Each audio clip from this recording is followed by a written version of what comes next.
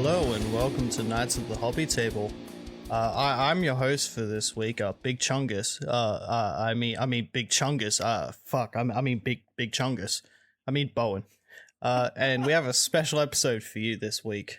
This week's going to be a little different than our episodes so far, as this is going to be more of an interview style podcast episode rather than just a dude's discussion. This week, I will be interviewing the boys about playing a musical instrument as a hobby. Ooh-wee. How we doing, fellas? Oh, we're doing fine. How about you, man? Don't speak for me. Don't you speak for me. I'm good. I'm good, thanks, Bowen. I'm glad to hear it, boys. All right. Before we get into the music, what have y'all been working on since the last episode? Obi, what you been working on, buddy? Oh, so much stuff. I've done some commission work this week.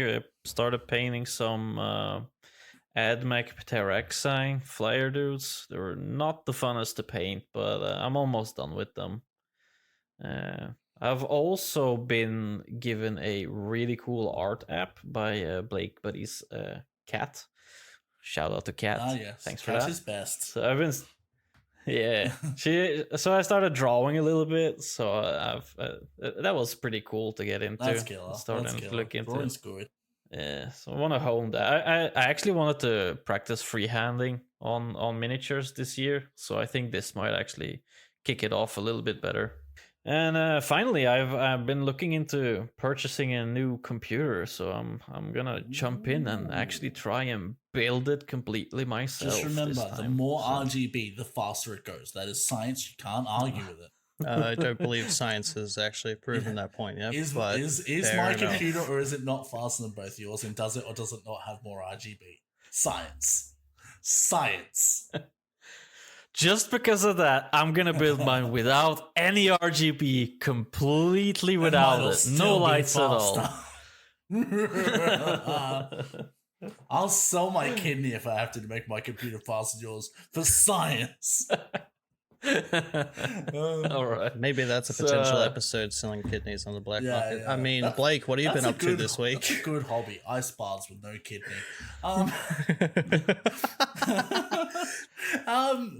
Well, I was on the tail end of my holidays, so I got a lot of hobbying done. I pretty much like 80-90% like built and painted a Dreadnought, like the Primaris one. I did him up in the Jurassic Park colors, like the Ford Explorer, so like yellow into green and then red stripes coming down. And it was sort of more of an experiment because I want to do all my vehicles like that. But man, it took some effort, but I think it looks good. It's so over the top, but it looks good. Yeah, I freaking love it. Yeah, It's so good. It's you notice it's on the board. Let's just say that. It's definitely a big nostalgia strip for yeah. Jurassic Park fans as And well. he goes so well with the Jeep guys because they're so like gray tone and red. Like I think it looks cool. Yeah. But other than that, definitely. just like doing stuff with my fish tanks and stuff like that. I dropped like $200 on aquarium supplies the other day. Like bits of wood and fucking, and that wasn't even everything I wanted. I nearly adopted 2 Oscars as well. I'm like, no, I don't have a big enough tank. Just leave. Just leave. But they had these cute little googly eyes and I couldn't. Whoa. I nearly went back there today, but slept in, man. Fair enough, brother. In case anyone was curious, I've just been working on a Necron Overlord in my little Egyptian theme that I got going. And Ooh, I will admit, sweet. he's looking pretty fly. He looks pretty sick. Pretty Yeah. fly for a robot guy. Yeah, Yeah. pretty much. Uh-huh. No, Yeah, he all of does. my He Necrons does listen. look good. I think I notice a markable upstep in your painting in the last couple of months. Like you've gotten much better. So Thanks, well man. done, man. Proud of you. Maybe we should post our progress stuff somewhere in our Discord channel. Yes, so- we'll put it all up in the work in progress and all that. We Yeah, shall exactly. indeed. Awesome. Feel free to join the Sweet. Discord. We'll link that at the end of the episode. Oh yeah. Correct. Many links. Not to be confused with All the Nintendo's link. links. Oh god, oh no. Oh no, We they're don't coming want to for get copyright. copyright strike. Run. And I can already hear Nintendo's lawyers bashing at my door. They're gonna take my house that I don't own. Fuck. They Oh, they yeah. rock up holding those fucking fire like the fire flowers from Mario. Like it's like a gun. Like don't fucking move. Well, they holding it up like the Yeah. memory eraser from Men in Black. They're holding it up like a pistol. Like yeah, like we'll block you, bro. Anyway. Yes, it's a threat. Forget about it. Anyway. All right, boys. Are you ready? Oh. Yes, I think I am. Are you I'm ready to nervous? lay it all out. It's gonna be all out there, boys. He's ready. I'm definitely ready. Yeah, Let's sure. go. Obi, you can answer first. First Sweet. question. What instruments do you guys play and how long have you guys been playing them for? So I play guitar mainly. Actually, and I've been playing probably since I was 15. That's when I picked up my first guitar because I started working around 15, and my first paycheck, I pretty much got the money in hand, went straight to the music store, and bought my first guitar. So Oh damn. As one does. yeah. As one does. Yeah, that's exact. And then the 2 weeks later, I got the next paycheck, and then I went in this same store and bought an amplifier. Very Yeah, man. nice. So how long in total have you been playing guitar for, Obi? I've been taking some breaks here and then, so I'd say that it's close to 12, 13 years, man, that I've Damn. God damn. actively been playing at least. All right. Also, Blakester, yeah. what about you? Well, I mean, I play electric and bass guitar. So I started out with bass initially in high school because it was like, oh, you know, let's start a band like all the metalheads do. And we did that, and we didn't have a bassist. So I was like, fuck, I can do that. So got a bass, started out, really enjoyed it. And then I was probably 2 years later. So I was like 16 when I first got my first bass. And then probably 2 years later when I was like 18, I came across a Goth Les Paul that I really liked, and I was like, fuck, I gotta have that too. So I bought that bad boy. And yeah, I've been playing since. Like, not so much bass for a while because I had to sell my bass a while back. Like, probably like 6-7 years ago. I had to sell that, which was sad, and I haven't bought a new one. But soon. Yeah, Nice. the wallet will empty. So how long would you say you've been playing for in total there? Fuck. Blakester? So, how old am I? Probably 15 years bass, but not total. You know, it's just I started playing 15 years ago. Probably more like 6 to 8 years on bass, and then like probably 12 on guitar. And Yeah. you know, it's one of those things with guitar and that. Unless you're one of those people that's like in their room all day, you will always put it up and put it back down because life gets in the way. I think you do it with every hobby. Yeah. You know. So Yeah. you'll Yeah, that's always come definitely back to what it. happened there. You always come back to it if you got that Yeah. love for it. You know. So Yeah. That's Yeah. it. I mean, you're doing better than me. I kind of just started playing, like, I remember I started playing acoustic guitar in grade 8 as part of just like high school music class. And then that turned into, I'm pretty sure you bought me that Dean MLX. And then I started playing that oh yeah. for grade 9. And I still remember to this day my high school teacher, who was a massive metalhead, who remembered Blake from high school, funnily enough, because we went to the same high school. We had an assignment where we had to just play a song, and I couldn't think of anything. So you were like, "Oh, you should just play "Walk" by Pantera because it's kind of easy to learn. Yeah. You know, not too Pretty hard. Like I simple, could pretty learn simple. it pretty quickly. I couldn't pick it up because I was still relatively new to playing an electric guitar. So I was like, "All right, any other songs you know?" And you're like, "Oh, just play Dirt House by Static X." yeah. So I played that, and then I still remember I took my guitar home, and then I was just practicing, and then it just clicked. I was like, "Oh, so that's how you play Walk by Pantera." Oh well. Yeah. Admittedly though, like I know people who've been playing for like, yeah, they'll play for quite a few years and they just can't nail that bend because it's a weird like quarter bend on that riff, Mm, and it's like it is a weird one to nail. It doesn't make much sense until you know the song well. So a lot of people Yeah. just can't do it, not because it's hard, but just because it's odd. You know. So yeah, but, exactly. you know, I actually Like, remember that. I remember you being like 13. Fucking yeah, no, you know, I would have just turned 13. That's yeah, and we crazy. were jamming guitars. That was cool. It was a good time. I had a Will Adler guitar at the time, so that's pretty fun. And honestly, since then, I have barely touched an instrument. Soon. Soon, yeah. I mean, I am thinking about picking up a bass because why not? You know, I'm literally in your situation that you were in high school, where you're trying to start a band, and then I'm just like, you need a bassist. I'm like, I could do that, I guess. It's not a band, it's a recording project. Anyway. This is who I am, Mom. It's not a phase, Mom. It's not a phase. I feel like my mom would be disappointed if it was a phase. She's a massive metalhead. She'd be like, "The fuck you doing, boy?" You know, Get back in there. She'd fucking Yoda the hell out of me, and I'd be like, all beat up with a broomstick. Play you must. Yeah, play guitar you must. All right. Question 2. Oh. What really dramatic. What inspired you guys to pick up an instrument in the first place? Ooh. Like music has always been a really big part of my life. Getting me through rough areas, like being a lonely child and the mother that had to work like 3 jobs to keep us afloat. So music was always kind of there to pick me up. And I got so inspired by playing, like hearing drums. I kind of wanted to be a drummer if I wanted to play something, it would have been drums. But I never ever had the space to have a whole drum kit at my house. So what was the next kind of best solution to get into back in that days, because you didn't really have electrical drums? The tambourine. Correct. Yes. Unless, yeah. No, so my buddy, I had a buddy who played bass. He probably played for like a year and a half already. And we went to like a music store with a guy who also played the drums. And I was just walking around and saw so many cool guitars. And I was just freaking loving the looks of guitars. And yeah, that's around the time when I got my first job. And like I said, I purchased that pretty much with the money I got from my first job.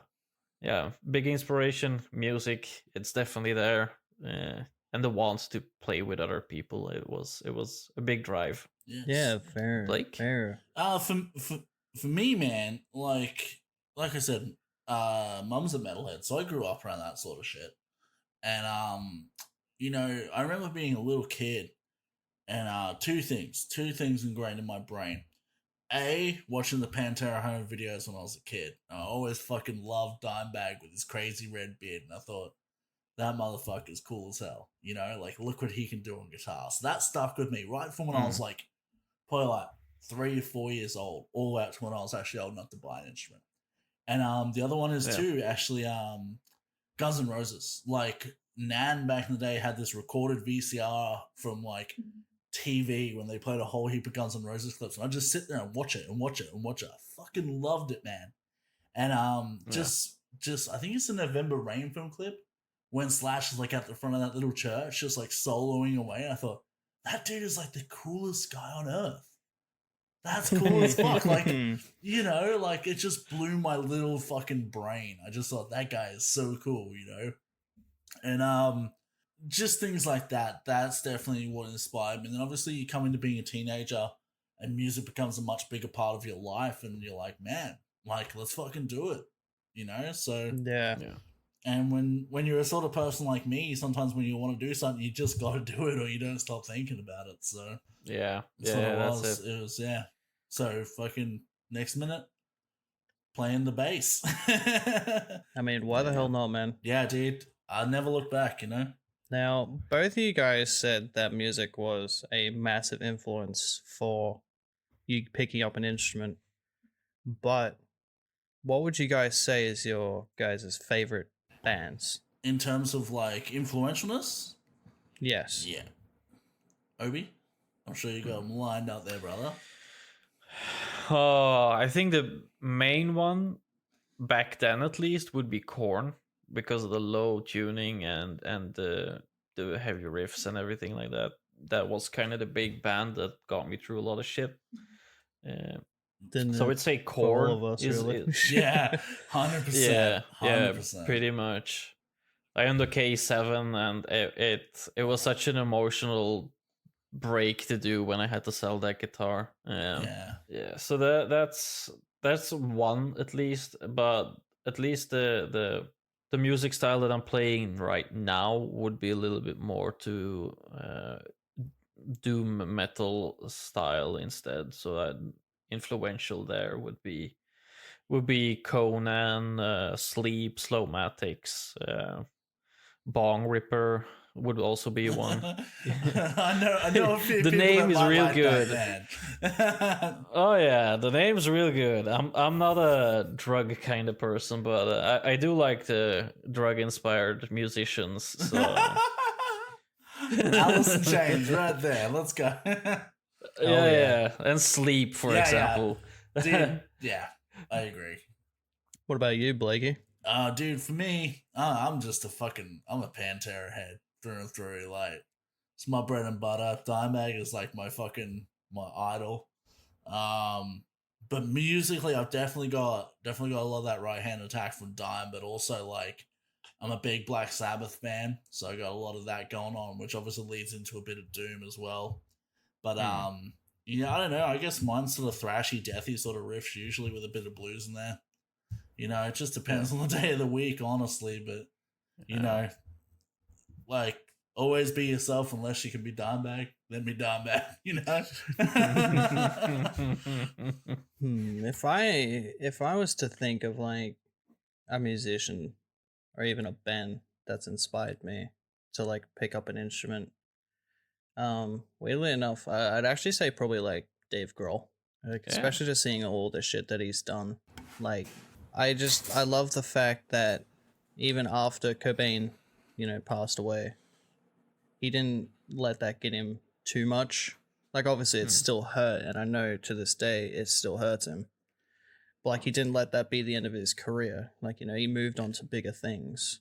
That man is a force, though. Like, he is brilliant. Like, he was the drummer for like Queen's The Stone Age, like, for one album, then he did Foo Fighters and stuff like that. Like, fuck, man. Yeah. Dave Grohl is real good in this. Like, sick, dude. You can definitely tell I really like my grunge sort of stuff, because like I literally just I am the walking embodiment of, like, I dress like, when people walk past me, they're like, "Oh, you listen to Nirvana." It's like, yeah. Literally. Whereas me, they're like, "Oh, there goes an Monomath fan." Oh yeah. Big fucking beard and shit. When people see me, it'd be more like, "Oh, look, there's a drug dealer." Oh god. Oh no. Oh, this guy definitely listens to Bob Marley. God damn. If it helps, Shelby, if I look at you, I'm like, "Oh, look, it's Belgian Jonathan Davis." I'll take that as a compliment. Thank you. Absolutely should, because he is yet another phenomenal musician. We did establish that that's part of canon. Obi is in fact part of alternate universe, alternate like exactly. timeline. Jonathan Davis, if he was from Belgium. Yeah, and in terms of bass, I have to say, like, probably my two biggest influences: Geezer Butler from Black Sabbath, Steve Harris from Iron Maiden, and Ryan Martini from Mudvayne. Those guys all fucking slap. Like, yeah. Would you not say that another potential influence for your bass would be William Murderface? Murderface. No. I just basically am William Murderface and Nathan Explosion shoves in a chair and throws it at the wall. Shout out to anybody who's seen Metalocalypse. That show is amazing. And if you haven't, go watch it. It's essential watching. Oh yeah. All right. So, what would you guys say is your favorite brand of instrument, and why?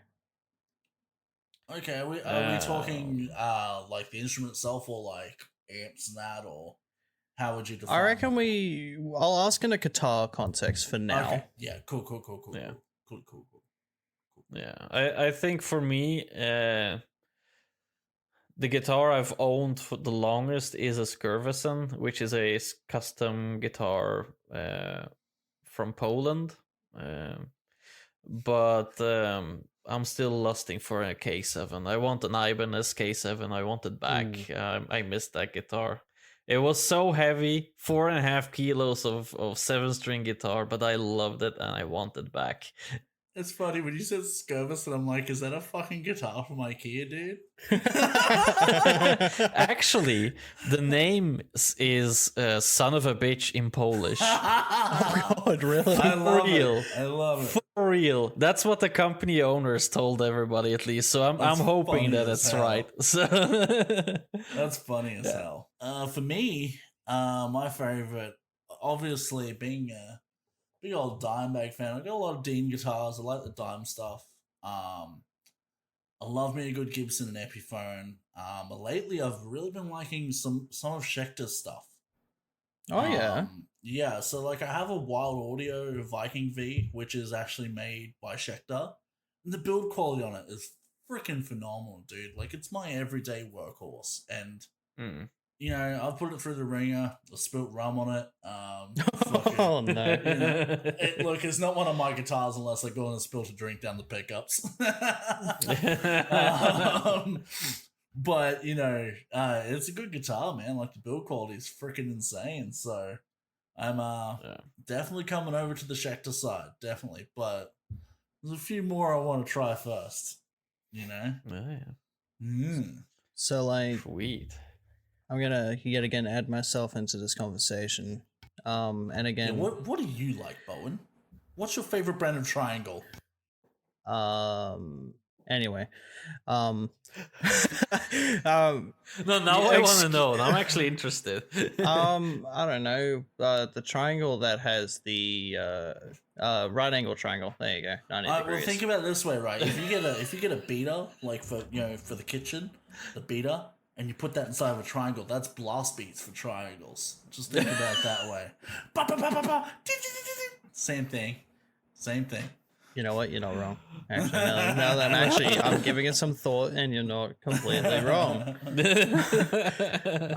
So again, you're gonna have to excuse my lack of knowledge because there is a lack of knowledge because I don't really know much about guitars. But Well, that's the best thing about sharing hobbies with people. You can learn from other people, you know? exactly. So my favorite guitar that I've ever played, because it's the guitar that I played most, yeah, again, is the Dean MLX.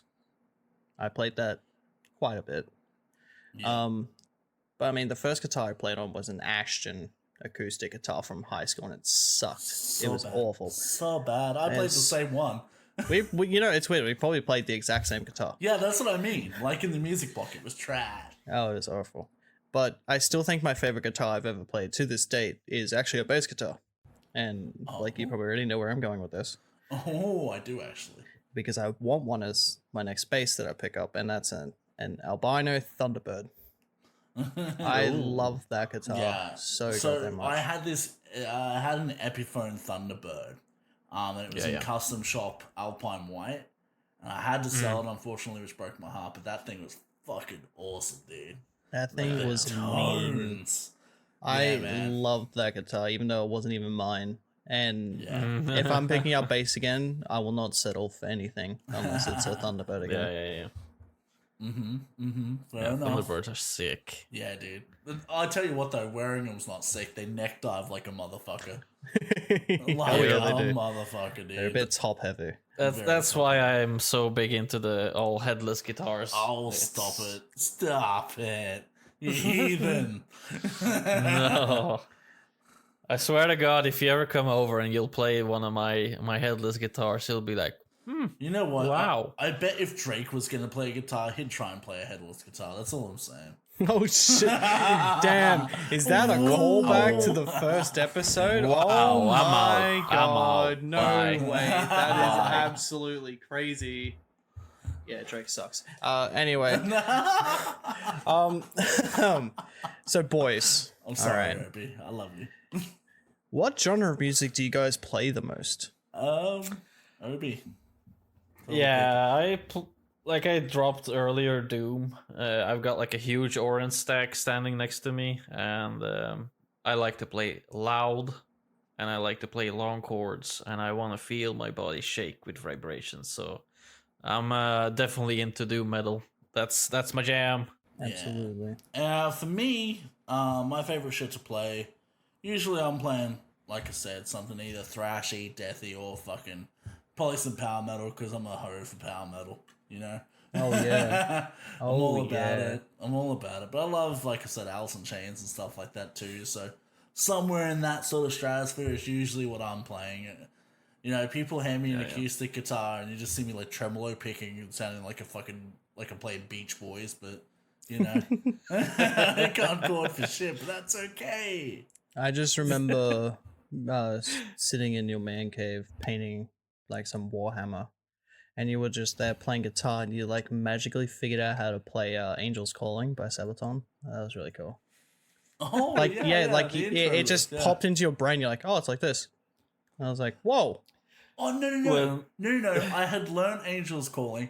It was Primo Victoria that popped into my head. It was on, and I just started playing along with it. That weird, yeah. It just, I was like, oh, okay. I guess I can play this now. When I was pretty big into playing still, and when I was younger, I could take my guitar, sit down in the sofa, and watch TV with my mom.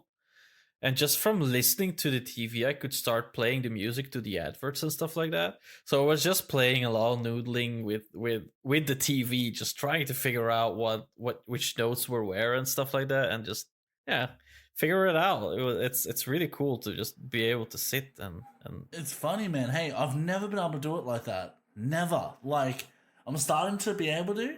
I'm like, it's like, it's finally, I'm like an orc.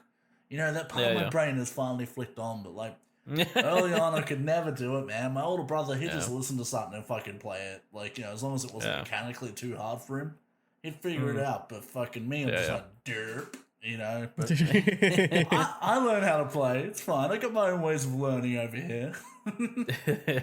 yeah. Hey man, you're still achieving the same results, so you must have figured out something. Lots of distortion hides the sins. Oh yeah. That is the way. So if you guys had to pick a genre of music that you think is the hardest to play, what would it be?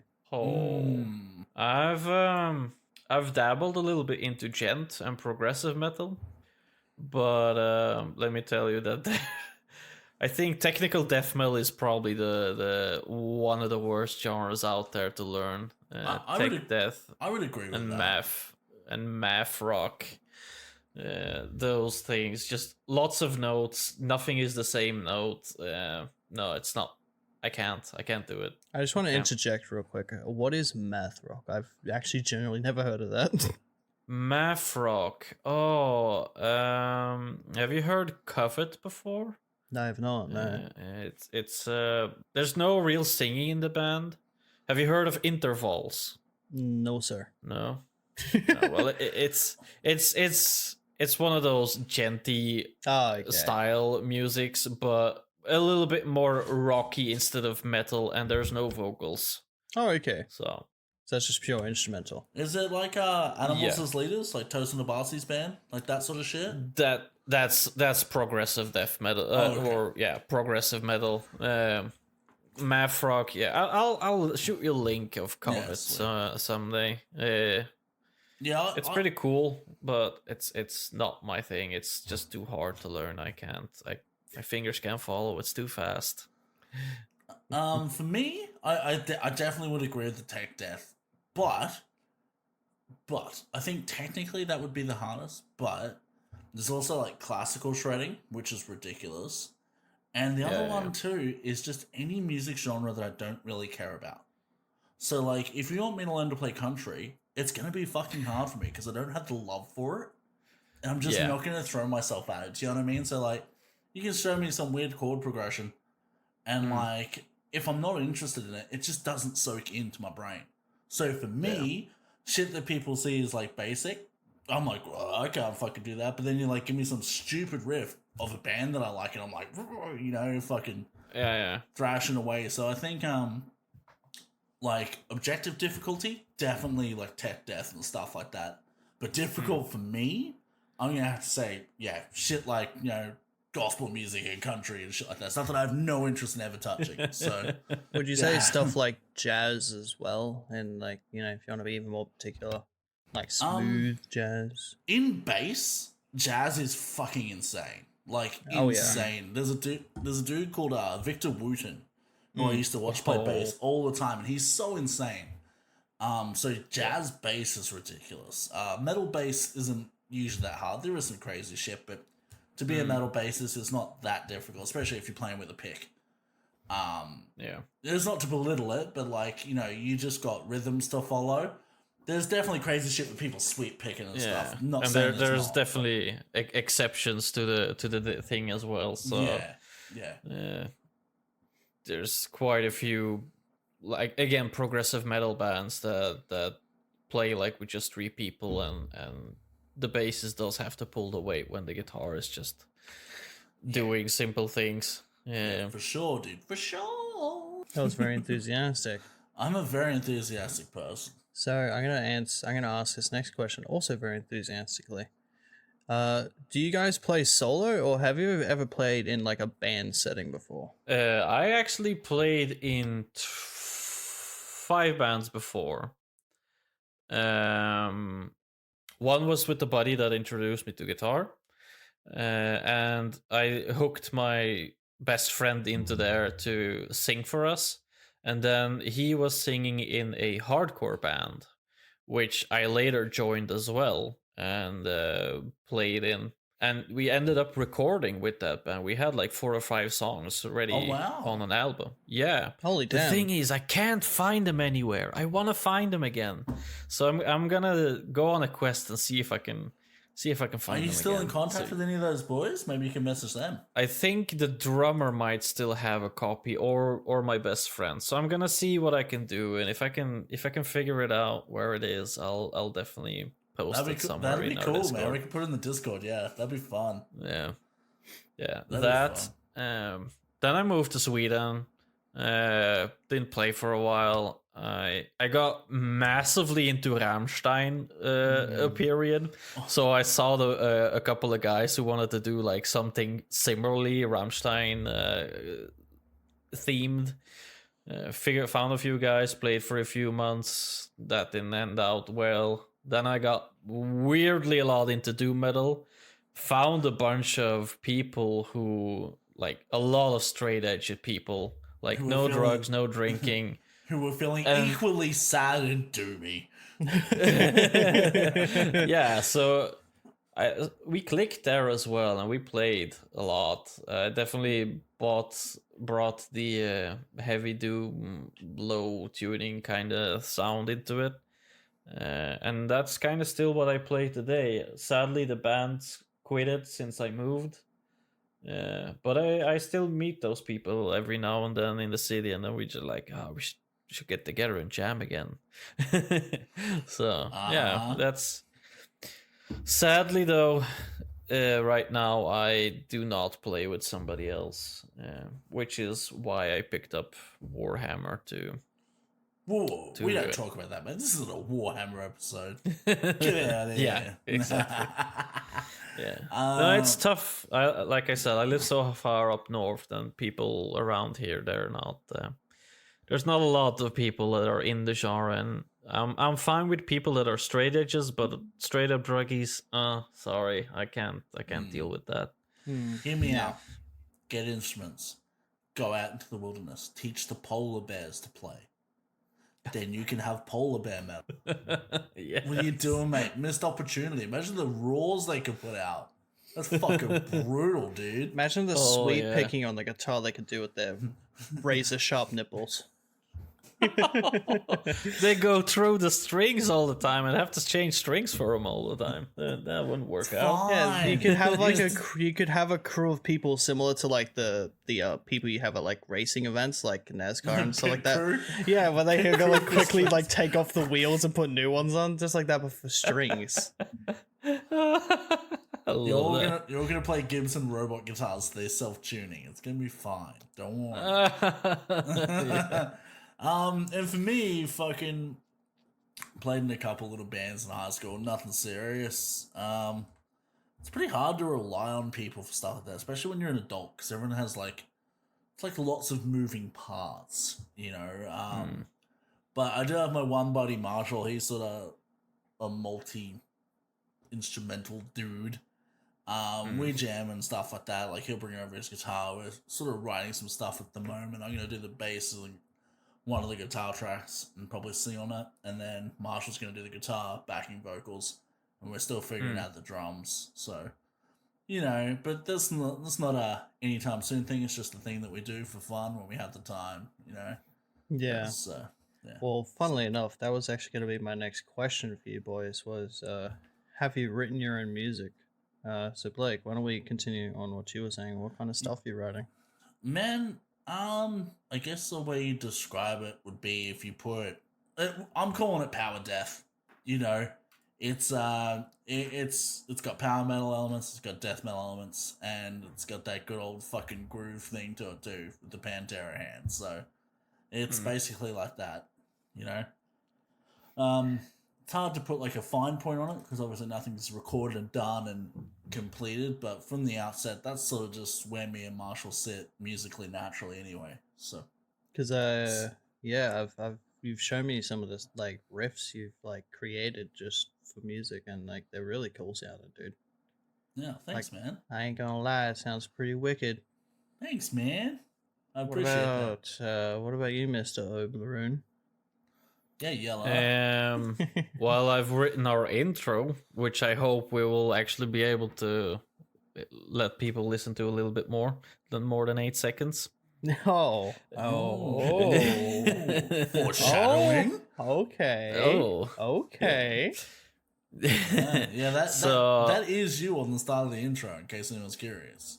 There's actually Obi, and eventually we'll have me playing on the outro. So yeah, sweet. Besides that, like I said, when you get together with band, I never play covers. I can't do it. I don't like playing other people's things. Like if I want to learn a song, I don't actually learn the whole song. I just learn parts of it because there's like a part of a riff that I really like, and I want to incorporate that into my own music. So I'll just learn certain parts, and then I don't care about the rest. I'm very similar, actually. Like very similar. Yeah, like a full song cover, I've never done it. Never. Besides Gojira. I was about to say, I have seen you in some high-vis pants playing Stranded by Gojira before. I have seen it, little short-haired baby boy Obi. Oh, yeah. To steal no some ladies' dreadlocks. hearts. Ooh. Oh, yeah. So, I need to see this video. Oh, boy. I think I took it off of my YouTube because I'm rechanging it, but it's probably still on there, so we'll find it. I'll post it in the Discord. We'll send the Hobby Knights the Hobby Table recovery unit to his place, and they'll bust in with the paintbrushes and take it. Be fine. Exactly. Special forces. Yeah, but besides that, like every time I get together with a band, I'm usually the one who writes major parts of the riffs, and then I rely on other people to figure out the in-betweens. Yeah. So, see, I think it's good because with how low you tune your guitars, you could do the bass and the guitar at the same time. Oh yeah, it's fine. Yeah, definitely, it's fine. Yeah. Who needs a bass when you just go? You know? Yeah. My 6th string. It's in drop F, and if you don't know that, that's 8 string. That's 8 string territory, which is like about 2 semitones from being a bass. So it's very low. Lots of wobs. Oh yeah, but that's why I play custom guitars, because I have a multi-scale, so they have a little bit of an extended scale there. So that's perfect for getting that thick string in a really low tuning and still getting all the clarity from the notes. So that's definitely where it's at. Kind of change the subject just a tiny bit. How would you convince someone? So say you try to convince me to try and pick up an instrument again. How would you go about doing that? I got one for this. All right, let's hear it. Step 1, stop listening to Drake. Step 2, listen to music that actually has instruments in it. Step 3, profit. Just fucking go, dude. Just fucking go. and do it. Don't be one of those people that spends their whole life going, "Oh, gee, I wish I had learned an instrument." Just fucking do it, dude. Play it while you watch TV. You don't have to be actively listening to play. You know? Yeah. Okay, sorry, Obi. You go. I think I got one other person into playing guitar. And the way I did it was I was just playing while I was at home. So he just got interested by watching me play and do things. And I think that's kind of the way to do it. Just play a little licks, show them a few different sounds that you can do with your rig. Like I have a lot of different pedals that have really cool effects, like a delay pedal, a reverb pedal. I have a rainbow machine, in case you don't know. That's a really cool pedal. I don't know what that is. Oh, it's amazing. I'll show you a link of it. If Earthquaker Devices rainbow machine, it's so cool. It has a button that says magic, and it is absolute pure magic when it goes. If it's anything like the Miku pedal, I'm interested. Honestly, you could probably pair it together, but it's so funny. And then the rest of my board is actually weirdly plastered with fuzz pedals and distortion pedals. So I think I have more fuzz and distortion. Yeah, I think 50% of my board is distortion pedals. So yeah, just cycle through some sounds, play guitar, and then just like after like 10, 15, 20 minutes of you just going through some things, jamming around, play maybe a song that they like or something. Just give them the guitar and let them rip it out, man. Just turn up the volume and let them blast their own eardrums out. And I agree 100%, man, because I've got at least 3 people into playing guitar. Like I got Bowen into it when he was a kid. I got my little brother into it as well. And also my buddy Corey. Fucking shout out to Koza. Love that boy. But we were here drinking one day. I think Bowen was here too. And we're on the old Corona beers out the back. Not the Rona. Yeah, that has an issue. Oh no, Obi's freaking out. It's back for you.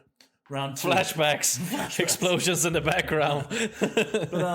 But so I just got that new guitar, that Wild Audio one, and I'm just sitting out in my backyard on the back patio, sitting on my amplifier, sinking beers, just shredding away for fun. Not trying to impress him. And Corey's brain like exploded. He went and bought a fucking guitar the next day. Like he went and bought an Epiphone Slash, man. It was just like, I got to. So just show people what you can do when you get somewhat adept at the thing. And show them that it's not hard to get to that point, because it just takes a bit of time and a bit of effort. It's not impossible to do. Yeah. And if you want to know easy playing, take your standard tuned guitar, drop the bottom string, and just riff away, barring with one finger. So much you can do with just one finger. Hey man, look, don't you be attacking my guitar style like that, okay? I only play drops. Power chords on the low strings is like swearing at me, brother. Oh no. Honestly, dude, it's not too bad. All about the caveman riffs, brother. Yeah, that's it. I can literally hear the dime talking right now out of That's how you get your pull. I can literally hear the Pantera coming out. It happens, man. I start talking guitar, I slowly morph into my long lost father, Dimebag. Is your beard turning red? Yeah, it is. It happens. You know how Goku goes Super Saiyan? I go Super Diamond. It's just a thing. Super Diamond. Yeah, but instead of going it does that weird squeashy sound with his whammy. Yeah. Don't push it. It'll happen. It'll be bad for audio. All right. I love it. To kind of follow up on that question, where would you say is a good starting point for people new to playing an instrument? I think going into a music store and try. I mean, if you're gonna be into it, you're not gonna be wanting to spend a lot of money. So try and play some of the lower end guitars at least. I mean, I have a Squier Telecaster. It cost me less than $200, and it's an amazing instrument, and I have loads of fun with it every time when I play it. It's not the best instrument, but it does the job, and it does what it needs to do well. So play some really cheap guitars, see which one you like the most. Even if you don't really know how to play, just get the feel for it. Take a look at the wood, how the construction is, see if the frets are not sticking out anywhere. Yeah, if it makes you bleed to play, it's probably not a good instrument. Put it back down. Yeah, that's it. That's it. So trying out some really cheap guitar for the first instrument is probably something advisable. I think top brands would be definitely an Epiphone SG or a Squier Telecaster or Strat, Yeah, if that's what or you're into. I've heard really good things about Harley Benton. They're very yeah, cheap. that's- They're like, but they're apparently Yeah. fucking punching above their weight. So Yeah. I Yeah. was kind of keen to try Harley Benton, but I've not gotten to it yet. Yeah. Either that or the Ibanez Geo series. Solid bang for the buck. It's salad. Really can't do wrong. fucking Yeah, salad. so salad. Put some tomatoes That's on that bitch because it's salad. Yeah, that's definitely where I would say getting into it. At least guitar. Amps is a whole different kind of thing. See what your store has. Try out a few little amps here and there. Ask people that are around you if there's somebody playing guitar. Just ask their opinions Or about fucking stuff. ask us.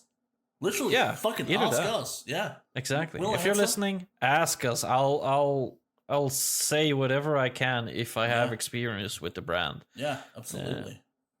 But if you want to go out in the dark and just buy an amp, just straight out, the Boss Katana, I was thoroughly impressed with that thing. So good, really impressed me. So And if you want to go used, the 15 watt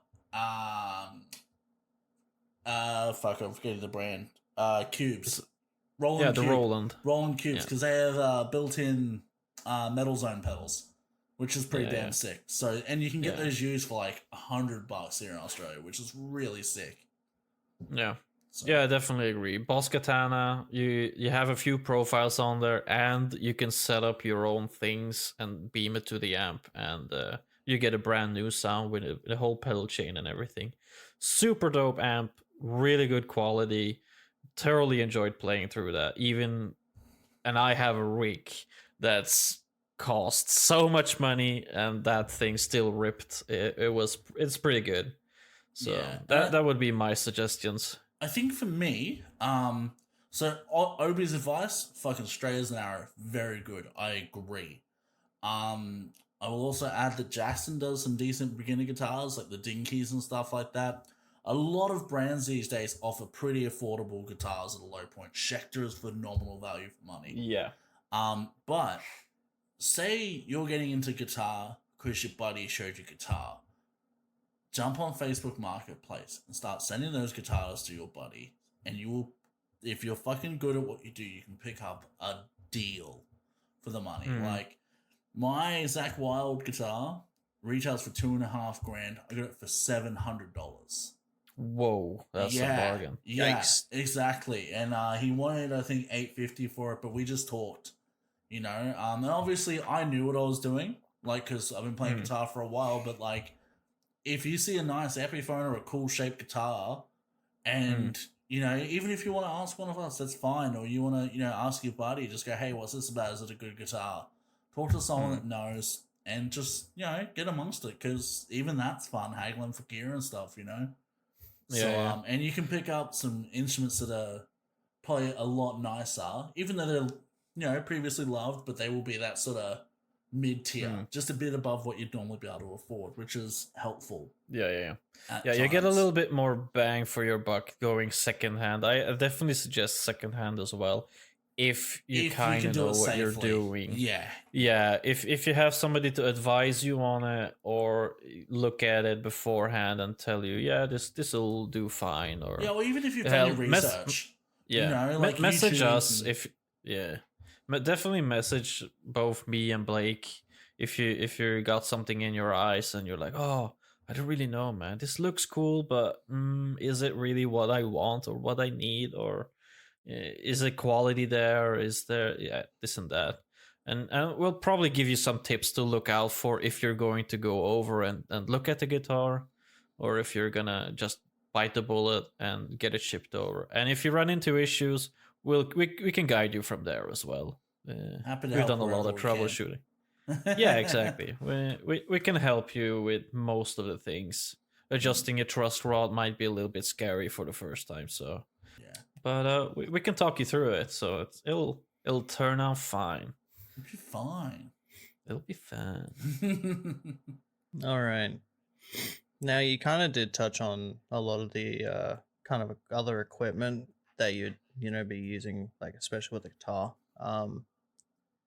But I guess, is there any other kind of equipment that you need when it comes to playing guitar, and how much does the quality of each like piece of said like equipment really change? Like, does it really change, like, say, the output of your guitar? I would say that what you need to start playing guitar is a guitar, a pick, probably another pack of strings just to get some if your strings would snap on you.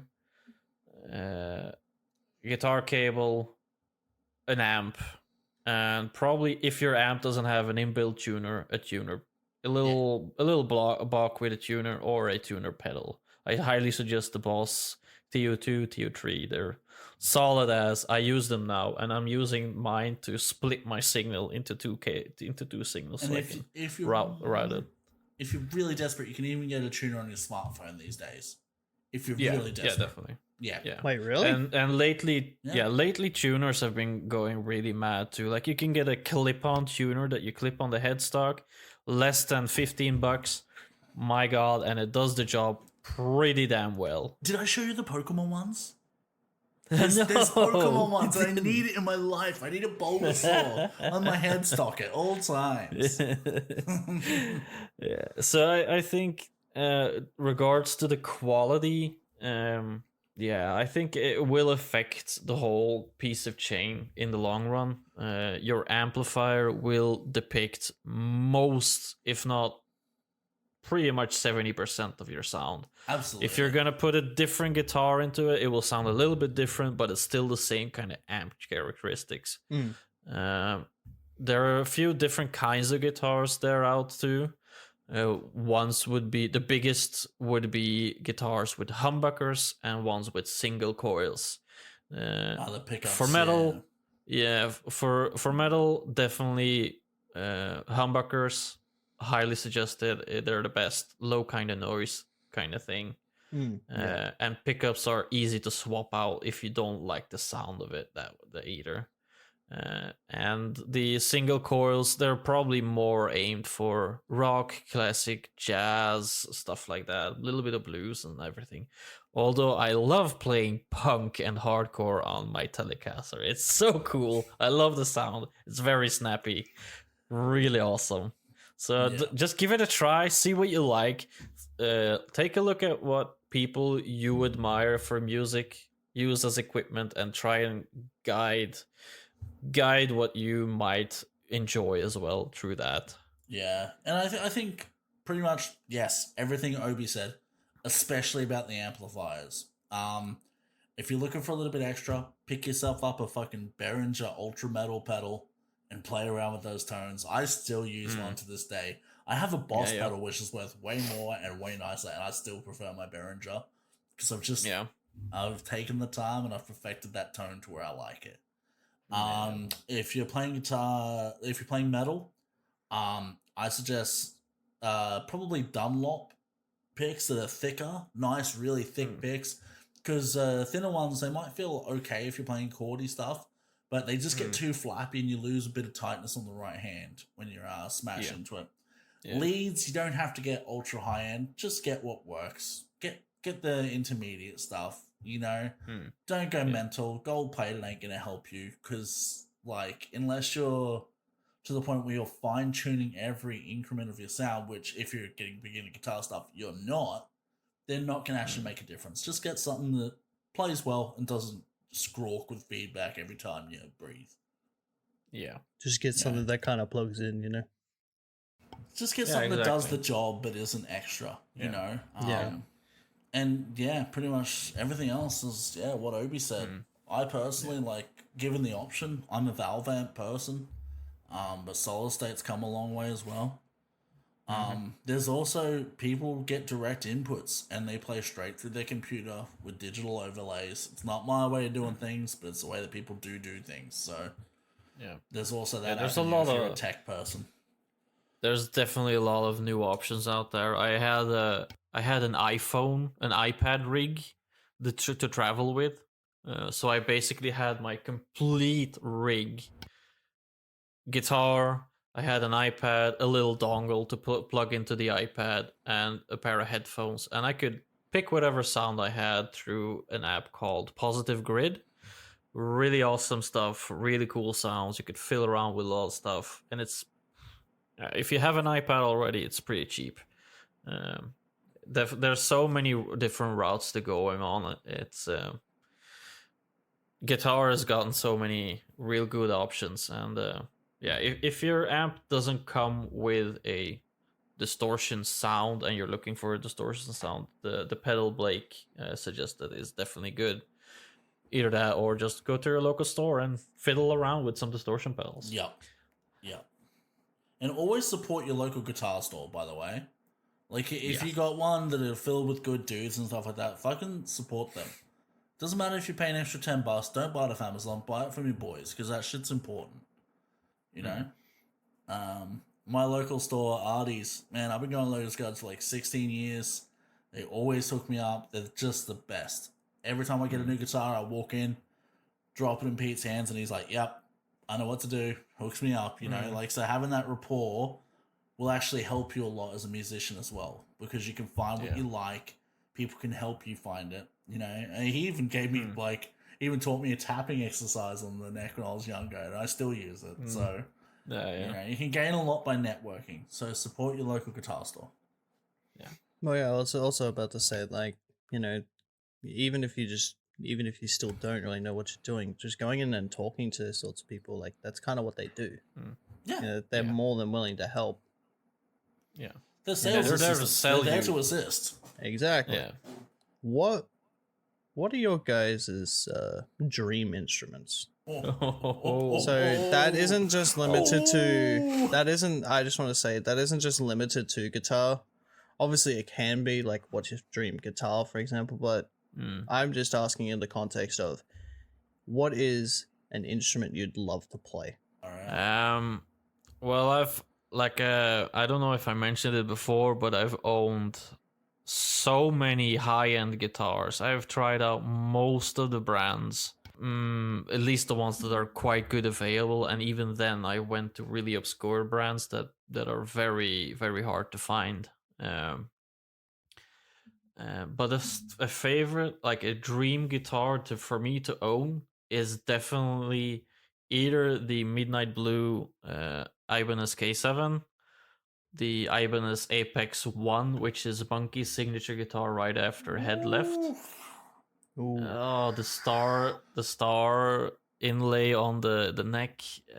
It's just, I love it. So pretty.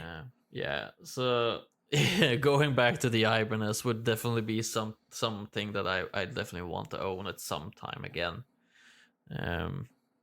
Other than that, I think another custom guitar from Skirvison, a Raptor. Oh. Yeah, either Well, that or an Ormsby. I have one Ormsby. Ormsby's. Yeah, I have one Ormsby already, the Goliath, a headless 6-string. Really enjoyed that. It's an Australian brand, by the way. If any of you are supporting Australians, go and rock that Ormsby brand. I really enjoyed them. So either another Ormsby or a custom Skirvison, or an Ibanez. One of those three. What about you, Blake? Oh fuck! Here we go. Once again, I love to collect things, and Dimebag gear is definitely a thing that's on that list. So I already have quite a few Deans, like Dimebag Deans. I'm gonna get another Razorback because I sold mine, which broke my heart in like 1,000 pieces. But I'm gonna get another Razorback. They did a run of guitars. They only did 333 of them. It's the Primal Sledge ML, which is like this crazy grey design with like different colors in it.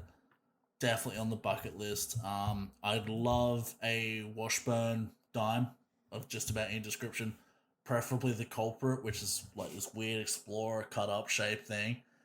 That and one of the MLs or a stealth shape one. Fuck, what else? There's heaps on my list. I gotta get a solo guitar.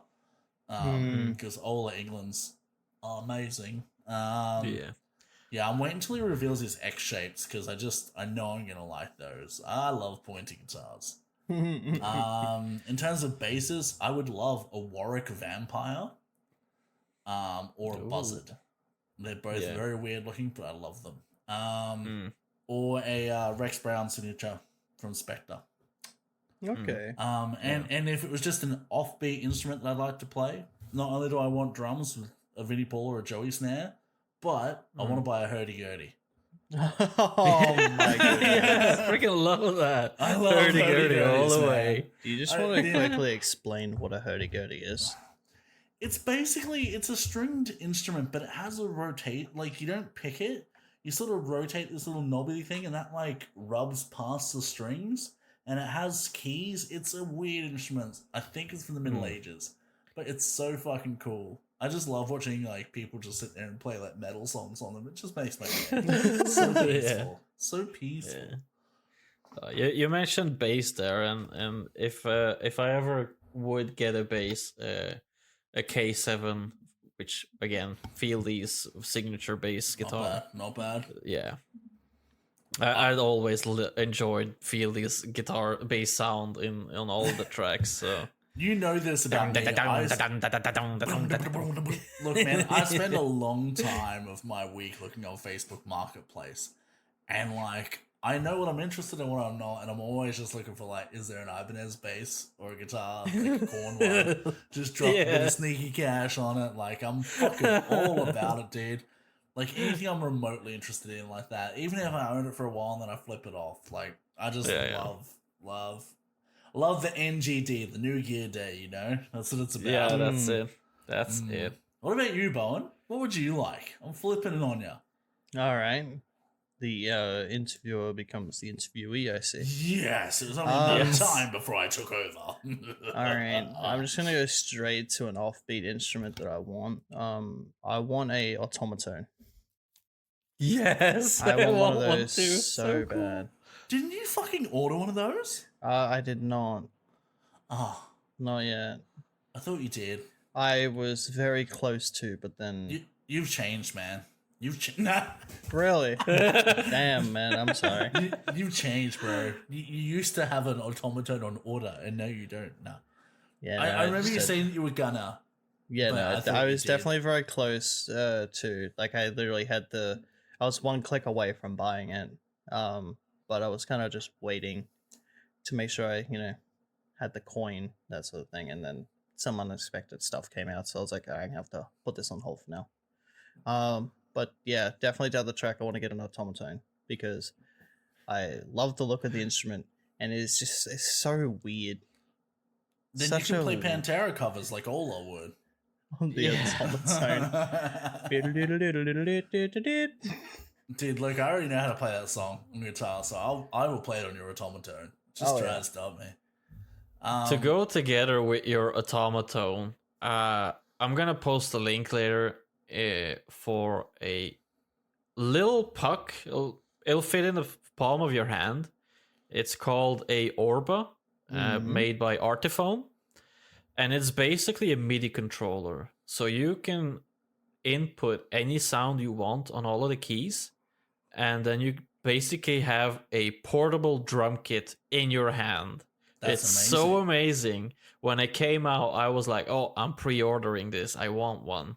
And then when they actually came out, I never got my confirmation mail to pay and order one. So I never got to ordering it, but I got mail recently, and I was just like, "Oh, I'm kind of keen. You know Want what? one?" I should get one of those just so at all times I can make sure my jokes hit, and I'll do the boom on it every time I make a joke. Just carry it with me in everyday life. You know, go on a date with a girl, you're not sure if your pickup line hits. See, I was joking. I said so. Don't worry. I don't think I could It's be freaking trusted cool. with said instrument because I just do like the.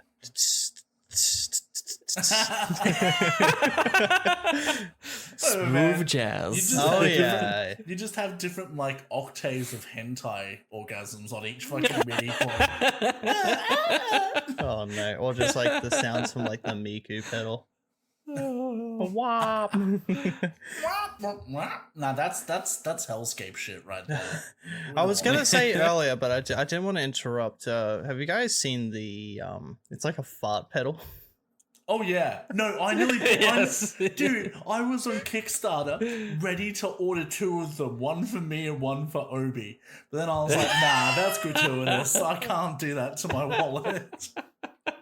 It's so goofy looking and Actually, sounding. while But we're on the thing of Guitar Gear, I saw the fucking Steel Panther Pussy Melter pedal up for $1,000 on Facebook Marketplace the other day. I'm Holy like, shit. oh damn! I like it, but I don't like it that much. But that's fucking cool, man.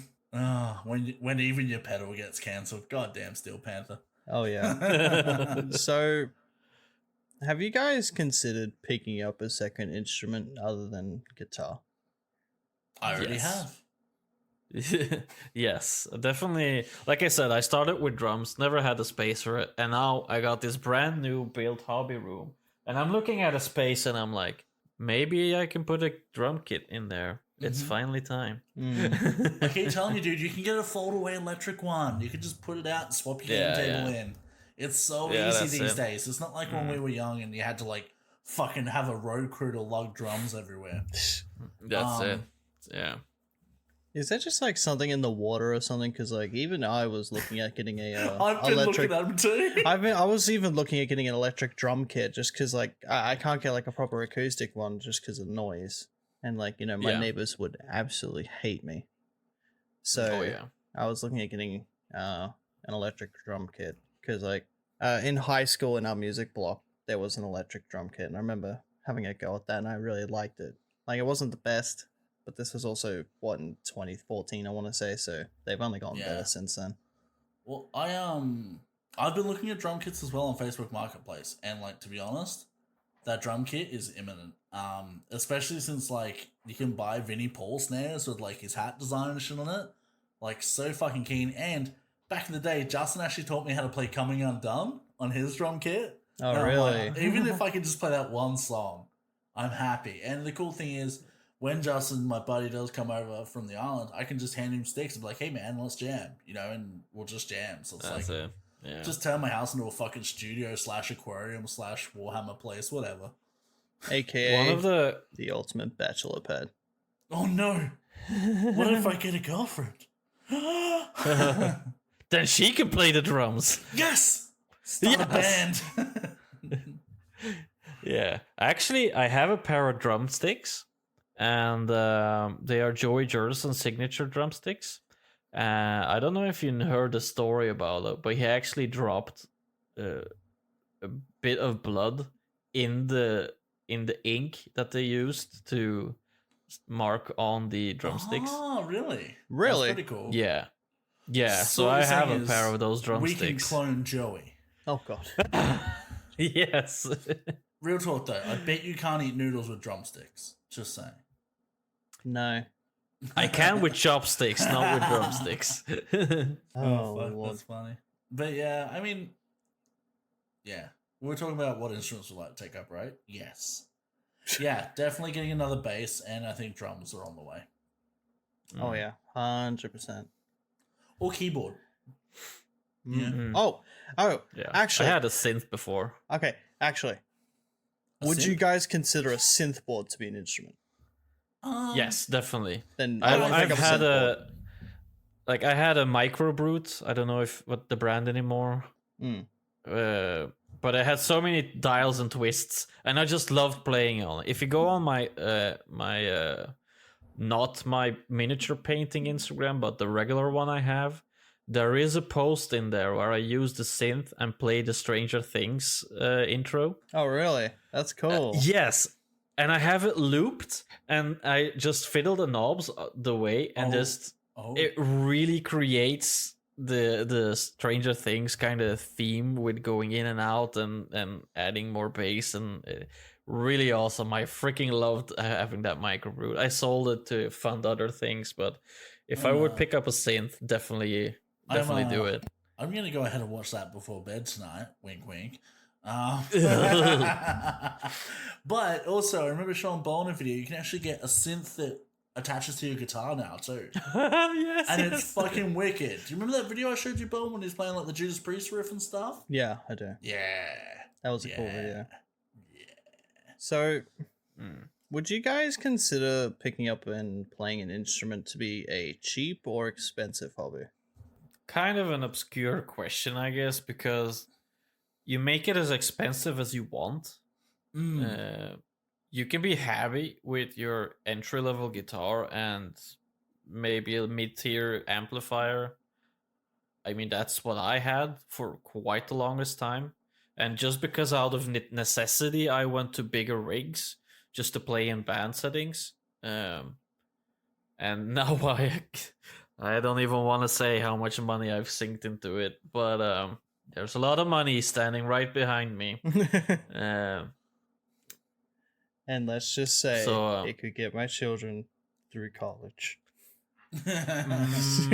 There might be the opportunity for it, yes. Yeah. I could definitely put down a down payment on a house if I sold all of it. Oh my goodness. Fuck houses. Guitars are eternal. Houses are temporary. Yeah. All right. What yeah, about I you, mean, Blake? I think it's as much as you want to dive into it. But that being said, what you get in to a certain point is also what you get out. Yeah. You know, like I knew a guy when I first met him. He was playing on a Jackson Rhodes, like an entry level one, with a tiny little fucking amp and just a basic distortion pedal. And that guy's the best guitarist I've met, right? Like the best. Yeah. He was drunk. I met him. He was like 17 years old. First time meeting the kid. He was drunk off his ass and he played Through the Fire and the Flames as a warm up. It was fucking ridiculous. As a warm up? Yeah, dude. My Damn. buddy Lockie. Not the Lockie you met, another buddy. I think he's doing music production now. Oh, But good on him. he's insane, and like he was fine with that gear. Oh, nice, Ob. I see your Joey stick. That's cool. I see that. But he was phenomenal, and like that being said, like his playing was phenomenal. But had he leveled up his gear a bit, he would have sounded even better. But at the same point, you got to watch out that you don't overcommit, like we always say. You know, like I definitely have that thing where I love the new gear day. Like whatever I can get, it's just my happy. You know what I mean? Like I fucking love getting new gear, and to me that's a hobby in and of itself. Just collecting guitar gear and shit like that. Like wheeling, dealing it, getting what you want. It's its own thing, but it doesn't have to be expensive. There is a buy-in cost which can be a bit steep, but I think to be perfectly honest, you can pick up a decent guitar, amp, and the accessories for the same price or less than you'd pay for a PlayStation 5 in a game. So, is it expensive? Not really, relatively to the more accessible hobbies. Yeah. You know, all hobbies are expensive, but I don't think it's relatively expensive for the buy-in. I think it will keep its value as well. If you're not into it, just sell it. I think the most you'll lose is probably 20% of your buy-in price. Yeah. If you take good care of your stuff, don't trash it around. It should last you, and you could resell it if you're not into it. Are there positives and negatives around playing like an instrument as a hobby? Definitely yes. Again, you can take it as far as you want, but I just thoroughly really enjoy playing at home, cranking my amp as loud as I can, seeing all my miniatures dance around in my cabinet like it's a little mosh pit, and feel the sound just consuming me, forgetting everything around you just for that time you're playing. And so much good vibes, man. I love it. I think the second thing about it is that if you're going to start playing with other people, you will get even more enjoyment out of it because you can create things for yourself with other people, and it just gets those endorphins going, man. Feel good chemicals, they're definitely there while playing an instrument. Yeah, but I agree, man. It's like, if no matter what I'm going through, if I'm going through a tough time, I'm feeling frustrated at something, going and plugging in that guitar and just fucking going ham will always make me feel better. Like, people wonder, like, I do a pretty stressful job. I'm not going to say what it is, but I have a pretty stressful job at times. I deal with a lot of crazy shit. And, like, the one reason I'm always so cool as a cucumber at work is because, like, I have that outlet. You know, I never feel pent up and angry. It's like I can just fucking go home and shred it out, you know? Yeah. And that's immensely helpful, you know? And, like, I think that's the coolest part about music is when you can channel a bit of your emotion, a bit of your soul into it. It can speak back to you and just help you get it out there, you know? Definitely agree. Any kind of negatives, though, I would say, if you have a rig as extensive as mine, I'm running a dual amp setup. There can be some issues with your sound every now and then. There can be a little squeal that's gonna annoy you. And trying to figure out where it comes from is so fucking frustrating. It annoys the piss out of me, and I can't figure it out, and I just turn everything off and leave it be and get back to it another day. Yeah, electrical gremlins, man, are the worst, eh? Yeah, for real. I get it, man.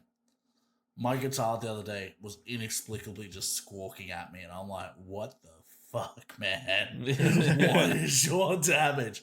So I flicked it off, walked away for 10 minutes, came back in, it was fine. And I'm like, fuck? That makes no sense. But then it was behaving, and I'm like, all right, guess you're just being moody, girl.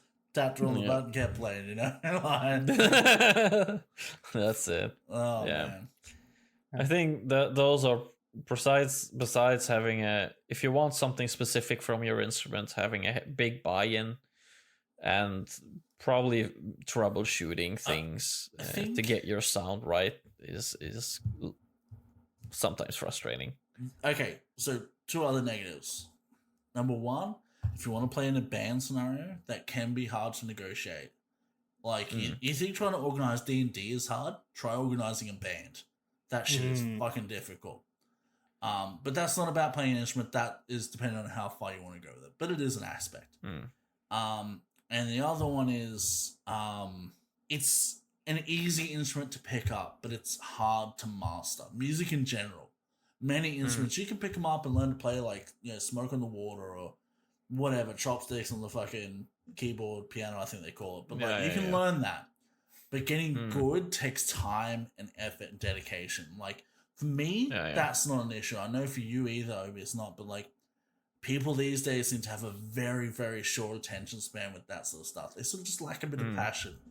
Hopefully we can reignite that passion. But if you're not someone that is fucking, like, just breathing music when they exhale, you're probably not going to stick with it. It doesn't mean you shouldn't try it, but it is a negative. It does take work. So just be aware. You're going to have days where you pick it up and you're like, I am useless. I should stop playing. And you shouldn't stop fucking playing, because in a couple of weeks after that, you're going to have a little breakthrough and you're like, man, I'm a guitar god. I don't know what the fuck I was worried about. But it can be discouraging. But that's only a negative if you're going to let it be. So push through, never put it down, and just fucking go.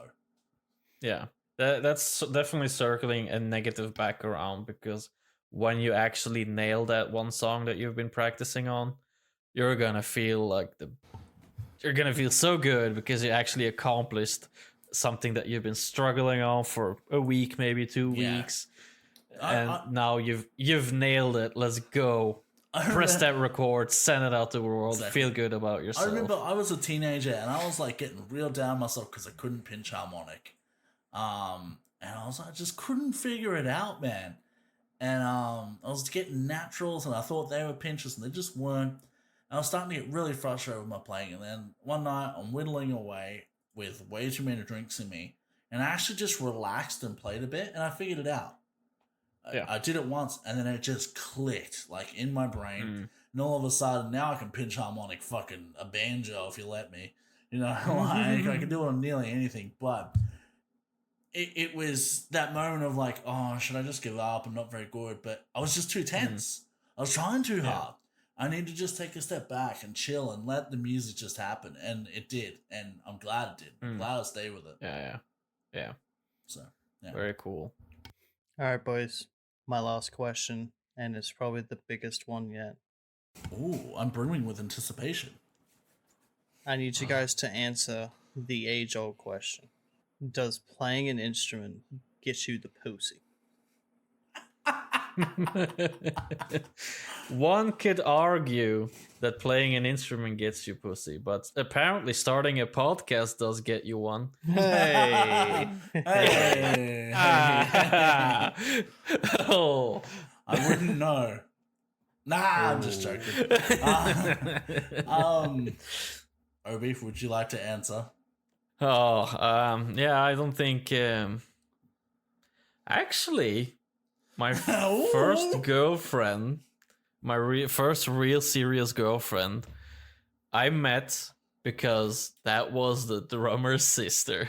So yes, playing guitar probably does get you the pussy. Okay, in my experience, if you play unplugged acoustic stuff that's on the radio and it's all very lovey-dovey, it can work. I've seen people do it.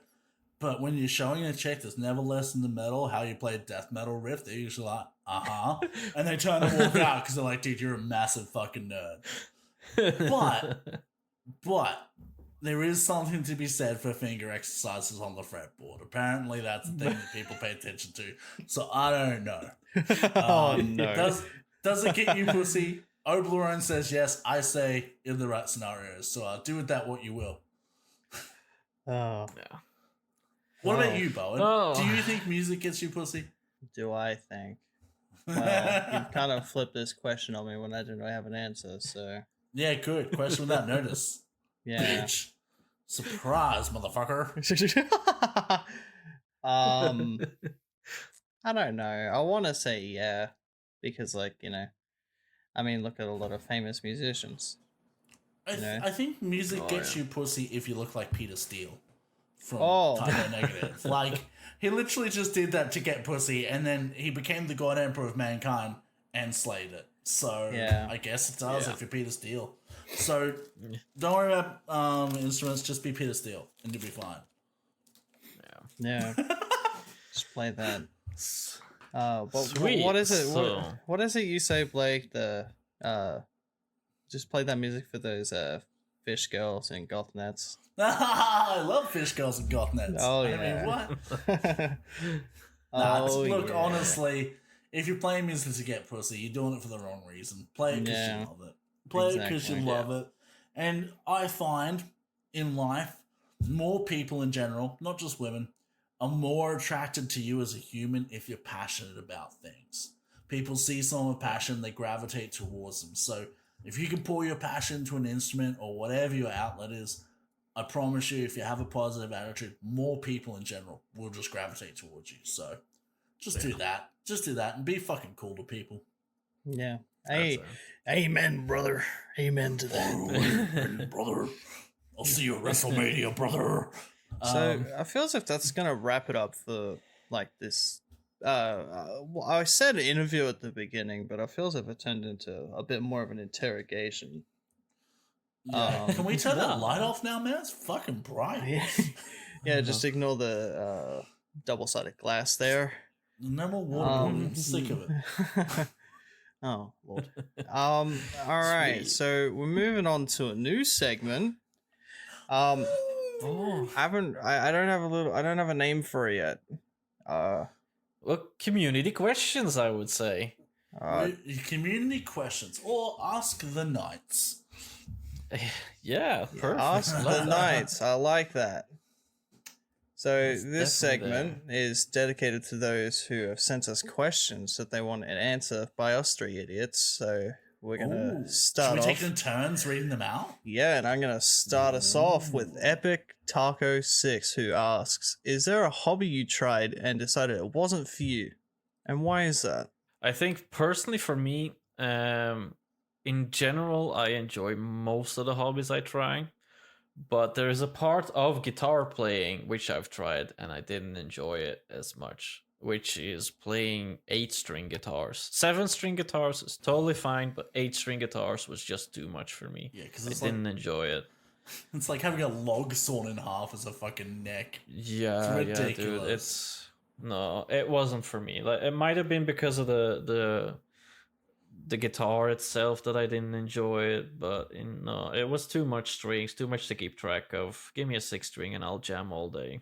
For me, I like plants, but I can't keep the fuckers alive. I do not have a green thumb. I've tried a few things like sewing and shit like that. Like, obviously you gotta learn to sew a little for life, but that don't fucking jive with me. That does not jive. You get stabbed too often. It just sucks. Shout out to people that are good at it and they love it. Fucking good on you. But it's not for your boy Blakey.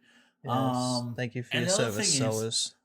The other thing is too, I like to cook, but I don't like to bake. It just don't click for me. Like, you want cookies cooked? I ain't doing it unless I cook cookies with spam inside them for you, Bone. Oh But no. it's not happening. Shut up. All right. Hit you with that Well, spam I'm cookie. gonna answer Epic Taco 6's question with another question.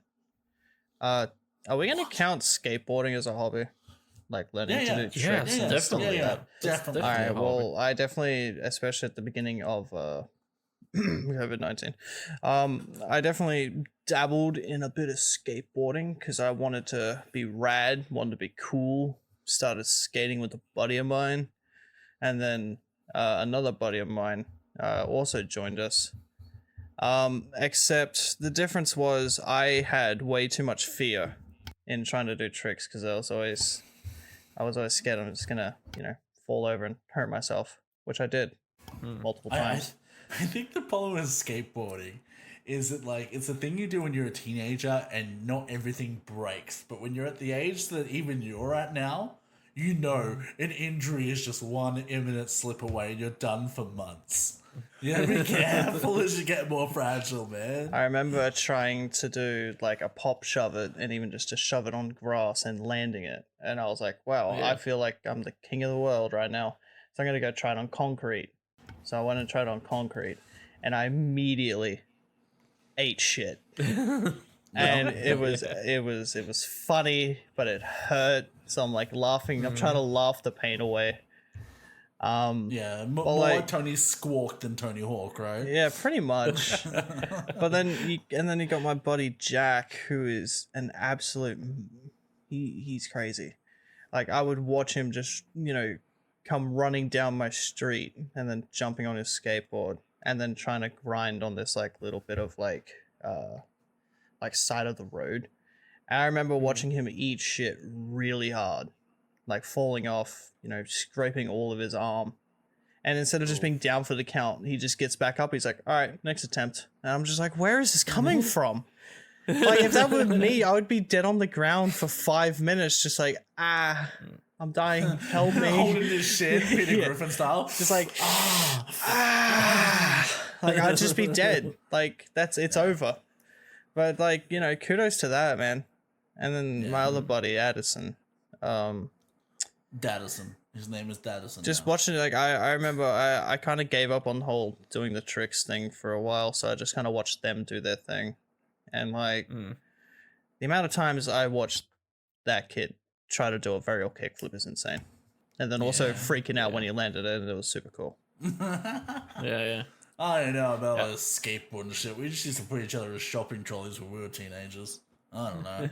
All right. Yeah, I've been in the skateboard phase as well, and my kid recently took home a skateboard, and I got on it, popped a few ollies and try the kickflip again and do a little bit of pop shove-its. And it's like, yeah, I still got it. No. Let's go. You know what was crack up, Bowen? When you showed Bevan your skateboard and he's in work boots popping ollies still, and you're like, man, fuck you. Oh yeah. I was like, man, this took me weeks to be able to do, and here's you, like, you haven't skated in years, and I just gave you my board to show you how cool it is, and you're just like, okay, I can do it. I was Yeah, like, what the fucking fuck, Bevan. man? Fucking Bevan, man. Or I think I did it or in you talking Crocs, about, too. Are you talking about me with the wheels off on the lawn? What? Did I end up jumping on yours with no wheels on the lawn? I don't even remember anymore. No, it did have the wheels on, but you did do something in the lawn. I can't remember what. Nah. Anyway, balance is not my forte. Oh, in no. life or physically. You're a fucking goofy goober, as they would say. Yeah, I'm a Gumby boy, but that's okay. All right. All On right. to the next question. I shall read it. And this one is from my dear buddy Mark Sikora of Lawhammer, or as I like to call him, Panamark. And he asks us, boys, real question, is tree climbing a hobby? What do y'all think? I think yes. I think yes until you fall out of the tree and hurt yourself. But it depends how tenacious you are. Well, you know? And Mark is one tenacious little motherfucker. I'm still saying yes. Yeah, I would count it as a hobby. I would, Yeah, I say, would say yes as well until you get caught by the police looking into other people's houses. I would say it's a hobby, but it's perhaps not a very productive one. You know, you can climb some sick trees and that's fine, but you're not gonna have much to show for it, except for great knees and a criminal record. Yeah, definitely. So, a question which is pretty damn good related to the episode. Bread on bread. Have any of y'all done much modification to guitars or tried building your own? I think Blake definitely has some really good stuff to say about this one. So I actually modify nearly every guitar I get, actually. To start with, when they have those plastic Gibson style knobs, I take a soldering iron to them like Dimebag used to. Which gives them like little nodules on there, makes them way easier to turn. That's like a thing that I'm so accustomed to that I do it to every guitar now. Even if I buy a guitar with metal knobs, I buy plastic ones, put them on, and then do it to those. It's just a thing I do. I've got my Les Paul actually at the moment halfway sanded down. I'm actually reconditioning that. That's gonna have some. I think I'm gonna throw a Dimebucker in the bridge. I think I am, or throw some Seymour Duncan Alpha Omega pickups in it. Yeah. Just turn it into a bit of into a shred machine. So it's gonna be fun. But I actually even modify my guitar picks. Oh. Every guitar pick I buy the purple Dunlop ones like the Tortex, and I take my X-Acto blade or my scalpel for my hobby, and I cut cross hatches into the top half of it. We live in Australia, man. Everything is very sweaty, so having extra traction on that sort of shit, fucking awesome. And it's just a thing that I'm so accustomed to now that when you hand me one that's not like that, it feels alien to me. So Okay. yeah. So yeah. What about you, Obi? I'm not really that big into modifying. The biggest things that I've done is change up some electronics, like add in a tone pod or take it away, putting a different jack because my jack was broken. Yeah, like sort of maintenance Other than stuff. that, yeah, just regular stuff. Other than that, not really much, man. I enjoy usually the guitars the way they come. That's also because you have a habit of buying high-end instruments too, though. Yeah, You know, that's like, it. That Ibanez Geo I picked up, that's getting Seymour Duncan Nazguls in it as soon as I can. You know. Yeah, I think that's where the difference is. If you have a lower mid-tier guitar, some kind of modifications will have to be done to it to get it to your specific way of playing, your style, the sound that you're looking for, stuff like that. Well, you tend to find that where the manufacturers, like where they cut the prices, is often okay. So they'll have a model above it which costs an extra $600, but that's got active pickups in it, right? Whereas the next one below it might have, just their own brand of humbuckers. which sometimes they're good depending on the brand. I find Epiphone humbuckers are sick, but sometimes they're not very good. Like those Ibanez humbuckers I do not like them. I just don't, No. you know. And like then to me, definitely that's agree when you there. need modification. But if I had have bought an Ibanez the next level up, like an RG or above that, they probably would be fine because there's just that extra bit of quality in the pickups. But your pickups are a big part of your sound, and that is usually what you'll find yourself modding. That's it. Oh, Yeah. also, I put a Clever Girl Jurassic Park sticker on my Dean Shadow ML because, of course, I did. Because now it's the Clever Girl. Anyway.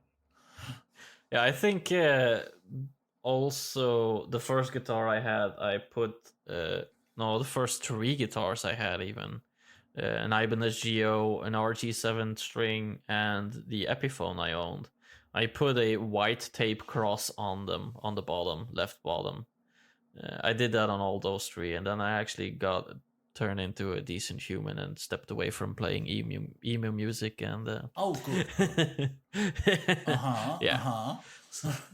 So now since like Blake said, I play high end instruments. I tend to not fiddle with them too much. Yeah, it will come with the territory, but sometimes getting a project is fucking fun. Like I'm so glad I bought that Ibanez because oh baby, Yeah. Bone. Sweet. You want to hit the next one? I totally can. I don't remember how to read. No, I'm messing with you. You done? Is your brain okay? I am. You stroke. You guys smell burnt toast. Or is that just me? I don't smell All right. anything. So our next question comes from Bixer. Maybe totally not hobby related, but I'd like to know your favorite / most hated Space Marine chapters and why. I love Bixer. What a good egg. I think he's trying to get me to say that I hate Grey Knights, but I don't. I think Grey Knights are super cool. If there is any chapter I really dislike because of anything, it's probably either Imperial Fists or the Space Wolves. Oh, I just don't like me. That wounds me deeply. I don't like the flavor of them, and well, don't eat them. Imperial. Oh my god. Simples. Oh no. Yeah. But a favorite, I would say either Blood Angels or the Salamanders. I picked Blood Angels as my army, but I think I closely relate to the Salamanders instead because of their will to do right, even though it doesn't really happen all the time. All right. Very nice. I think for me, my least favorite, and I know this isn't the question, but I'm going to count it anyway, the Death Guard. Because I fucking get so sick of people fanboying over Nurgle that it just kills me. And it's given me the Nurgle's rot of the brain for the team. I just can't stand it. Like, I thought they were cool when they first launched the models, but I'm just so fucking done with it, dude. I just am. I think they got some cool models, and like, even the worst Warhammer team is still fucking awesome in my books, but just fucking Nurgle, dude. I can't. Yeah. I think my favorite chapter. That's a tough one.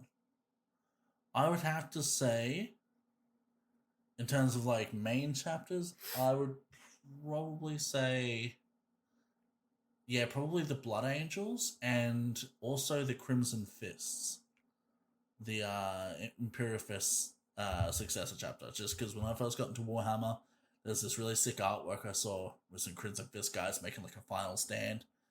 Really sick. Yeah, with the flag. Yeah, really iconic to me. Got me into the hobby. Yeah. So special place in my heart. Yeah. What about you, Bowen? I tend to try and I'm a bit of a hipster in case you don't really know.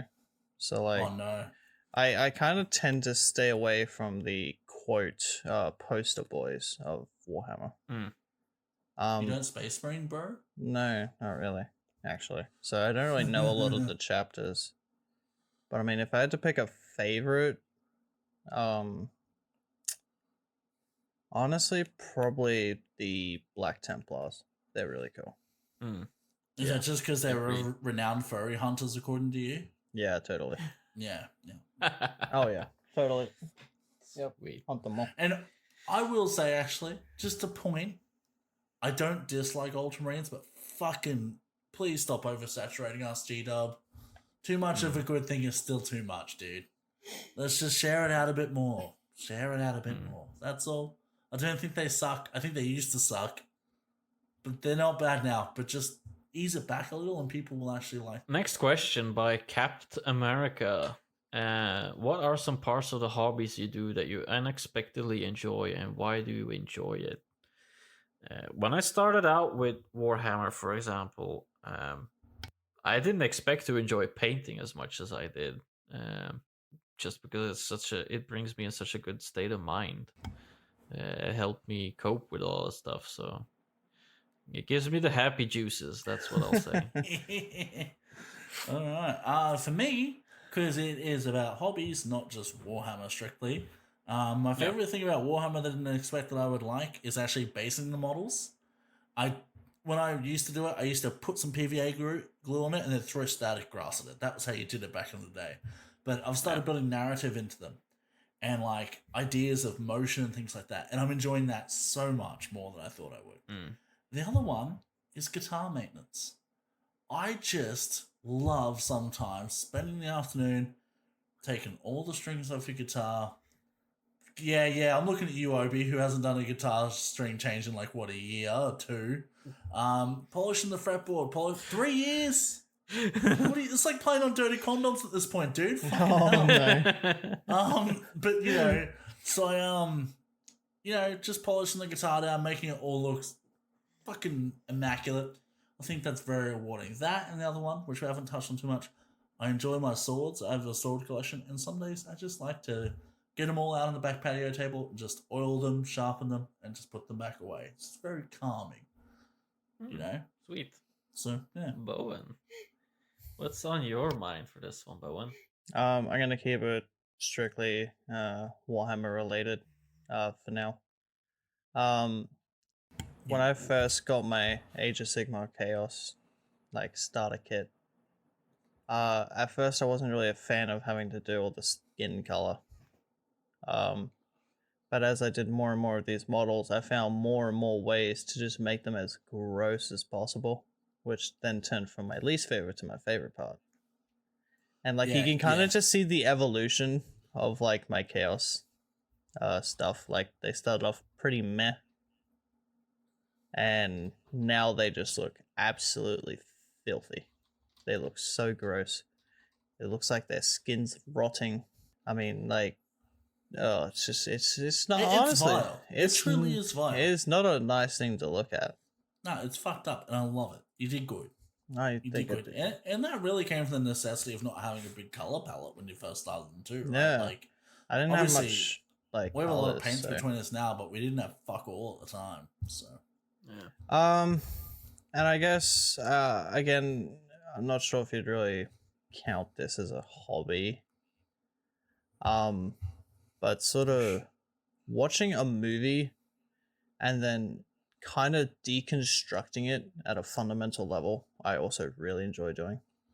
Yeah, it's like analyzing music. I think that is a hobby to a degree, not just popcorn eating, watching a movie. Yeah, picking apart the design elements and stuff. I love be a hobby. I love picking apart, the way, a camera can convey so much, whether it be shot composition, that sort of stuff. I love that. Even just down to the facial expressions on someone. I'm gonna give that a pretty solid Fred Durst. Yeah, out of 10. Yeah. Fair enough. Sweet. Who's got the next question? Oh, I'll read it out. Baba Yaga asks, "What hobbies did y'all enjoy before you got into Warhammers?" All right. So I was a boring child before I got into Warhammer, and all I did was go to school and play video games. Oh. So, yep, that's it. So he minus the school, added the Warhammer, now is no longer boring child. Good work. Pretty much, yeah. Good work. As soon as I got into Warhammer, I developed a personality. Yeah. somehow. And now you're a nerd. And now I'm just a fucking nerd. You blossomed into a lovely geek. Good work. Oh yeah. Yeah. What about you, Obleronius? What did you used to do? Yeah, I think the main ones are probably guitar and Gunpla straight before Warhammer. Nothing really much before that, to be honest. Fair enough. See, before I got Like- into Warhammer, I was a young lad, and I was mostly into gaming, which I still am, and also mostly drawing. Like, I used to love drawing. That's what I always used to do. Lost a bit of love for it over the years. Would like to get back into it, but that was like my bread and butter, because I could never pay attention in school, so I'd be sitting there fucking drawing Goku everywhere and shit, you know? And I learned how to do the Widow's Peak and draw Vegeta's hair. It was great. It was a good time. Yeah, I enjoyed that. Failed many classes, but fuck, I got good at Dragon Ball Z, let me tell you. Oh yeah. I still remember handing you my drawing tablet once, and then like within like 10 minutes you're already like doodling Vegeta, and I was like, damn, all right, you still got it. I was kind of like that dude from The Simpsons where he's like it's got like Donkey Kong out the front, and then he's just like, my damn, god, he still got it. he still got it. All right. So that's gonna wrap up the community questions segment. Ask the Yeah. Knights, as we're now called. Thank is you this for section. asking the Knights, guys. We appreciate it. It's so nice to have some Yeah. listeners So involved. I have a shocking announcement. We have our own Discord server. Can you believe What? it? Ooh. Epic Yes. bra moment, dude. What? You're blowing my brain. Yeah, dude, Love we it. have Yeah. our own Discord server, which is crazy. If you want to join up, you should totally do that. You want to come talk some shit, Yeah. come Get hang in out with now. us. Get in now where there's a power vacuum. You can build your stature, become one of the big dogs of the next big old Discord. Oh yeah, Get the fuck in That's here. it. we'll be in there quite Alright. often, just chatting away, having some fun, painting some Yes. models, playing some Screaming video at games. video games. Yep, screaming at video games, I should Yes. say. Yeah. Actually, me and Obi do want to do some. We'll probably get you involved too, Bon. We want to do some Gunpla builds with the community when we have enough there to do it. Oh I yeah, think that's that a would be great idea. We fucking should. roaring time, yeah. That does And then sound we- like yeah. fun. Especially if it's somebody's first Gunpla, we can sort of help as we go along. So I think that'd be real fun. Super sweet. Now, if you guys have any questions about the hobbies and stuff that you'd like us to answer, you can contact us at knightsoth@gmail.com. And we're happy to answer your questions on here on the podcast Saruni. Also, you can ask us through the Lawhammer Discord. We have a tab there, or on our personal Discord. And obviously we can't answer every question, but you got a chance. We might just throw it up on the podcast if we think it's good. And don't ask about Obi's feet. We already know about them. All right, it's enough. Enough out of y'all. Yeah, again, links will be in the description Oh, yeah. to all the information. I made a link tree where you'll find the email address, you'll find our podcasts. If you want to share it, we'll appreciate that. Oh, Definitely give us a rating too if you can. That definitely will help us out. Oh yeah. And, in- yeah. In fact, it's been said that if you share our podcast, you will in fact succeed on that exact day. Whatever it is you're doing, you will succeed. Yeah. That is succeeding, Yeah, sharing yeah. our podcast. Exactly. Yeah. We can't legally guarantee success, but just saying. The fates have whispered it to me. Oh. Alrighty. Well, I think that's it for today, guys. So until That's- next time, guys, remember to crank that amp. Slay that gray. This has been Knights of the Hobby Table. Cheers for listening, guys, and we'll catch you in the next episode.